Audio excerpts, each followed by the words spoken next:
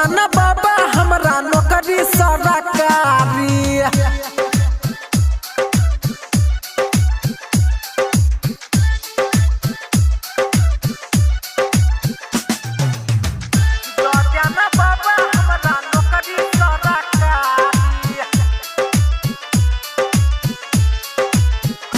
हाँ हमरा बात न कियो ठीक से करैया, गाँव समाज में सब पागल कहैया।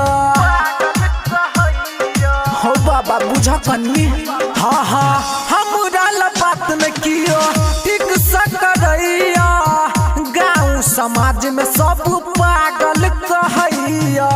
बीपी के नहीं तो खींच पड़तै शादी, बीपी के नहीं तो खींच पड़तै शादी। बाबा हाँ दो देना बाबा हमरा नौकरी सरकारी, दो देना बाबा हमरा नौकरी सरकारी।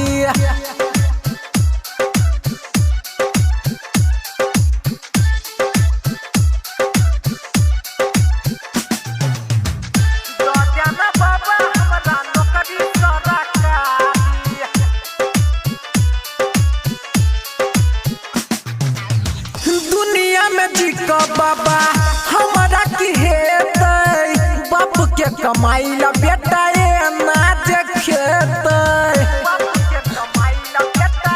हो बाबा बुझाना, दुनिया में जी का बाबा हमारा की हेतै, बाप के कमाई ला बेटा ये नाच खेतै।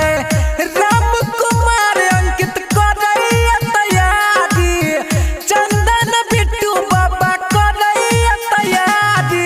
बाबा हाँ दो देना बाबा हमरा नौकरी सरकारी, दो दे भोले दानी हमरा नौकरी सरकारी, दो देना।